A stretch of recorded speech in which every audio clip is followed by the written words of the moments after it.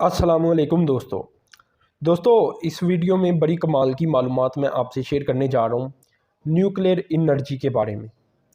लेकिन सबसे पहले जो रिकॉर्डिंग प्रोजेक्ट है इसके ऊपर भी थोड़ी सी बात कर ली जाए कि गवर्नमेंट जो फेडरल गवर्नमेंट है इन्होंने ही 65 अरब रुपया अप्रूव कर दिया। नेशनल बैंक की तरफ से ये कर्ज़ा दिया जाएगा, कोई 6-7 अरब रुपया, ये कोई साथ में जो इंटरेस्ट है वो भी बन जाता है। तो बलूचिस्तान की किस्मत अब सच में खुलने जा रही है। रीज़न इसका ये है कि 3 से 4 अरब डॉलर की एक्सपोर्ट हुआ करेगी जो गोल्ड और कॉपर निकलना है। और ये जो एक्सपोर्ट है ये 2027-28 से सेकंड फेज़ से 28 से शुरू होने जा रही है। तो 300 अरब रुपया तो आसानी के साथ जो बलूचिस्तान की गवर्नमेंट है ये सिर्फ रिकॉर्डिंग से कमाएगी। फेडरल गवर्नमेंट की बात नहीं कर रहा। 25% इनका शेयर है, क्योंकि इनके पास पैसे नहीं है अपने शेयर के हिसाब से इन्वेस्ट करने के लिए, तो फेडरल गवर्नमेंट ही वो फिनेंसिंग फ्राहम करेगी, लेकिन हिस्सा इन्हें मिलेगा। इसके अलावा रॉयल्टीज़ हैं जो 6-7% गालबन बन जाएंगी आसानी के साथ। रॉयल्टीज़ की मद में भी कुछ 40 से 50 अरब रुपया इन्हें जाया करेगा बलूचिस्तान को। इसके अलावा नौकरियां हैं जो कि बताई जा रही हैं कि आगे ही 70% लोग बलूचिस्तान से लिए जा रही हैं। और इसके अलावा 4 से 5 हज़ार नौकरियां पीक सीज़न में परमानेंट जॉब की शक्ल में जो है ना मिल जाएंगी लोगों को। तो ये सारे बलूचिस्तान के फ़ायदे हैं सिर्फ एक प्रोजेक्ट की वजह से। अब इस पैसे का अगर बेहतर इस्तेमाल किया जाए, देखिए ना, इस्तेमाल भी तो बेहतर करना चाहिए। वज़ीर-ए-आज़म पाकिस्तान के साथ जो पैरी गोल्ड कंपनी के मालिक हैं उनकी मुलाकात भी हुई है, ब्रिस्टो उनका नाम है। तो उन्होंने ये भी बताया कि एक जो स्कूल है वो भी इस्टेब्लिश कर दिया गया है। तो बात ये है कि सोशल प्रोटेक्शन जो प्रोजेक्ट हैं वो भी होंगे इस इलाके में। लेकिन असल मसला ये है कि बलूचिस्तान की गवर्नमेंट के पास जब ये पैसा जाएगा तो इस्तेमाल कहाँ होगा? तो बदला जा सकता है बलूचिस्तान को, ऐसा नहीं है कि नहीं बदला जा सकता। पैसे का सही इस्तेमाल बलूचिस्तान को भी तरक्की दिलवा देगा। अब तो ये सारे प्रोजेक्ट में अच्छा खासा बलूचिस्तान का हिस्सा है और फेडरल गवर्नमेंट खुद भी इन्वेस्ट कर रही है, हिस्सा फिर भी बलूचिस्तान को मिलेगा। तो ये चीज़ें ज़रूर देखने वाली हैं कि आने वाले वक्त में पैसा इन्वेस्ट कहाँ होगा। और यहाँ ये भी मैं आपको बताता चलूँ, जो आखिरी डेवलपमेंट हुई थी वो इस रिकॉर्डिंग को लेकर यही हुई थी कि $3 मिलियन की रकम जो है वो जो बैरी गोल्ड कंपनी है इन्होंने जो बलूचिस्तान की गवर्नमेंट का बैंक अकाउंट है उसमें डालती थी। ये कोई 70-75 करोड़ रुपया तो अब बन जाता है। तो मतलब पैसे आने शुरू हो चुके हैं बलूचिस्तान को, ऐसा नहीं है कि पैसे नहीं आए। तो पैसे आने शुरू हो चुके हैं जो कि आहिस्ता आहिस्ता बढ़ेंगे और बहुत ज़्यादा बढ़ जाएंगे। तो खैर मेन टॉपिक की तरफ चलता हूँ। ये दोस्तों न्यूक्लियर एनर्जी से मुतल्लक है। हम ये जानते हैं कि पाकिस्तान सिर्फ 0.8% यानी 1% भी पूरा जो ग्लोबल एमिशन है उसमें ऐड नहीं करता, लेकिन पाकिस्तान 8वीं कंट्री तस्वुर किया जाता है जो बहुत ज़्यादा मुतासर है क्लाइमेट चेंज की वजह से। रीज़न ये है कि बाकी ममालिक की जो इंडस्ट्रियलाइजेशन है वो हमारी जो माउंटेन एरियाज़ है वहाँ बड़ा असर डाल रही है। तो इसका हल क्या है? इसका हल है न्यूक्लियर एनर्जी। 63% अभी हम जो अपनी प्रोडक्शन है एनर्जी की ये फॉसिल फ्यूल के ज़रिए करते हैं, ठीक है। तो कुछ ना कुछ असर पाकिस्तान की अपनी इंडस्ट्री का भी पड़ता है, यकीनन हमारे जो एरियाज़ हैं पहाड़ी इलाके हैं उनके ऊपर। 2047 तक पाकिस्तान को 1,39,756 मेगावाट इलेक्ट्रिसिटी की ज़रूरत होगी, ये एस्टिमेट किया गया है। ये आज के दौर के हिसाब से जो अभी पाकिस्तान के पास करंट प्रोडक्शन है इससे 70% ज़ायद होगी। न्यूक्लियर एनर्जी अभी 12% गालबन ऐड हो चुकी है, मतलब जो एनर्जी एवरेज बनाई जाती है ये 12% तक न्यूक्लियर एनर्जी के ज़रिए बनती है। पिछले कुछ माह ये परसेंटेज ऊपर गई, काफ़ी ऊपर गई। और उसका रीज़न यही था कि एलएनजी के प्लांट गालबन इतने काम नहीं थे कर रहे, क्योंकि एलएनजी बहुत महंगी हो गई थी और पाकिस्तान इसे इम्पोर्ट नहीं था कर पा रहा।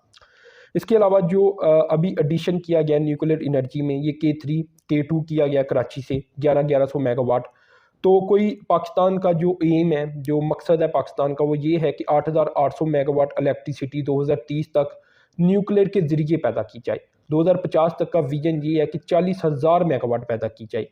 अब न्यूक्लियर ही क्यों ज़रूरी है और विंड और सोलर से भी क्यों ज़रूरी है, बल्कि आप यहाँ ये भी कहें कि हाइड्रो पावर से भी क्यों ज़रूरी है न्यूक्लियर एनर्जी, पाकिस्तान इसके ज़रिए बिजली पैदा करे। इसका रीज़न मैं आपको बता देता हूँ।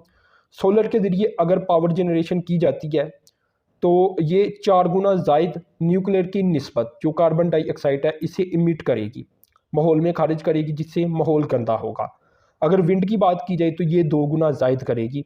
और अगर तो हाइड्रो इलेक्ट्रिसिटी की बात की जाए तो ये भी 2 गुना ज़ायद करेगी। तो आप इससे अंदाज़ा लगा सकती हैं कि हाइड्रो इलेक्ट्रिसिटी की भी निस्बत जो न्यूक्लियर एनर्जी होगी ये ज़्यादा साफ़ होगी और ज़्यादा माहौल दोस्त होगी। अब जो सस्टेनेबिलिटी है और कास्ट इफ़ेक्टिव है ये भी जो न्यूक्लियर एनर्जी है ये सबसे ज़्यादा है, बाकी सभी एनर्जी की निस्बत ये सबसे ज़्यादा है।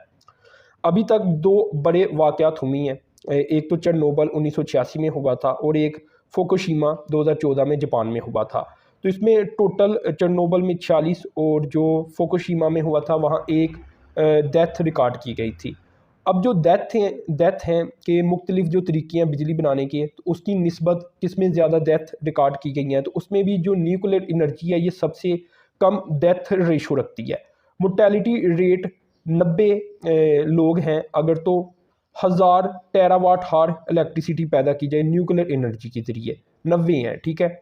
जबकि सोलर के ज़रिए अगर 1000 टेरावाट हार एनर्जी पैदा की जाए तो ये 444 बनती हैं, यानी न्यूक्लियर की निस्बत बहुत ज़्यादा बनती हैं। इसी तरह अगर तो हाइड्रो के ज़रिए देखा जाए तो ये 1500 बनती हैं, और अगर फॉसिल फ्यूल के ज़रिए देखा जाए तो 1 लाख की तादाद के अंदर लोग मर सकते हैं। ये इतना फ़र्क है न्यूक्लियर और फॉसिल फ्यूल के दरमियान। और बाकी भी जो तरीके हैं उनकी निस्बत जो न्यूक्लियर एनर्जी है ये काफ़ी सस्ती भी है और सस्टेनेबल भी है, और इससे जो मोर्टेलिटी रेट है ये भी काफ़ी कम रहता है। इसका रीज़न क्या है? क्योंकि 8 मिलियन डेथ एनुअली रिकॉर्ड की जाती हैं एयर पोल्यूशन की वजह से, ठीक है। 80 लाख लोग, अब 80 लाख लोग अगर मर रही हैं तो फॉसिल फ्यूल की निस्बत अगर बिजली बनाई जाती है न्यूक्लियर के ज़रिए तो कोई 18,40,000 डेथ कम हो जाती हैं। तो आप इससे अंदाज़ा लगा सकते हैं कि ये कितनी बड़ी नेमत है अल्लाह ताला की न्यूक्लियर एनर्जी दुनिया के लिए। अब यहाँ स्मॉल मॉड्यूलर रिएक्टर, ये काफ़ी एडवांस एक टाइप आई है इसकी, जो 300 मेगावाट तक के लगाई जा सकती हैं। तो ये जो लगाई जा रही हैं ये काफ़ी ज़्यादा एडवांस भी है, इनमें सेफ्टी मेजर्स भी अब काफ़ी ज़्यादा हैं पहले की निस्बत। जो ट्रेडिशनल यूनिट लगाए जाते थे न्यूक्लियर एनर्जी के भी, कंस्ट्रक्शन टाइम इनका 3 से 7 साल तक हो सकता है। तो ये ज़्यादा एडवांस भी हैं, ज़्यादा कहा जा सकता है सेफ भी हैं, लेकिन ये ज़रूर है कि थोड़ा सा टाइम इन पर ज़्यादा लग सकता है। अब जो इकानमी है इसकी तरफ चलते हैं। जो रिएक्टर है, जो न्यूक्लियर रिएक्टर है, ये 4 से 5 टाइम ज़्यादा कास्ट आती है अगर तो एलएनजी का एक नेचुरल गैस का प्लांट लगाया जाए।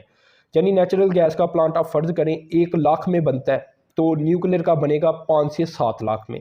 तो ये जो टाइम है ना, इसकी थोड़ी सी है टाइम की और पैसे की, लेकिन जो बिजली यहाँ से प्रोड्यूस होगी वो अगर नेचुरल गैस के प्लांट से 10 रुपये की बनेगी तो जो न्यूक्लियर एनर्जी होगा उससे 1 रुपये की बनेगी।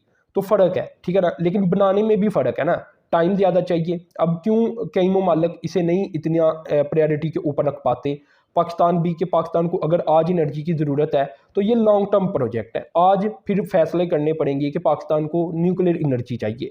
अगर आज पाकिस्तान प्लांट लगाता है, ये 5 से 7 साल लगाती हैं या 4 साल लगाती हैं मुकम्मल होने में, तो इस पर ज़्यादा खर्च आएगा। अब फाइनेंशियली भी पाकिस्तान इतना मजबूत नहीं है, तो ये भी एक प्रॉब्लम है। तो पैसे भी ज़्यादा लगेंगे, टाइम भी ज़्यादा लगेगा। लेकिन जब ये बन जाएंगे तो इससे जो बिजली प्रोड्यूस होगी ये सस्ती प्रोड्यूस होगी। जब ये नेचुरल गैस है, ये 1 साल में प्लांट तैयार हो जाएगा, बन जाएगा, अगले साल से वो प्रॉफिट में आ जाएगा, लेकिन इससे बिजली महंगी बनेगी, इससे आपको बिजली महंगी मिलेगी, आपके बिल ज़्यादा आएंगे। तो ये मेन डिफरेंस है न्यूक्लियर एनर्जी में। तो इसलिए लॉन्ग टर्म प्रोजेक्ट में हमेशा न्यूक्लियर एनर्जी को प्रायोरिटी के ऊपर रखना चाहिए। न्यूक्लियर एनर्जी, इसके बाद हाइड्रो पावर, क्योंकि दूसरे नंबर के ऊपर हाइड्रो पावर ही आता है जिसका जो इम्पैक्ट है वो बहुत अच्छा पड़ता है। अब आ जाते हैं कैपेसिटी फैक्टर की तरफ। इसमें भी न्यूक्लियर एनर्जी सबसे ज़्यादा हाई कैपेसिटी फैक्टर रखता है। कैपेसिटी फैक्टर से मुराद भी आपको अभी समझ आ जाएगी।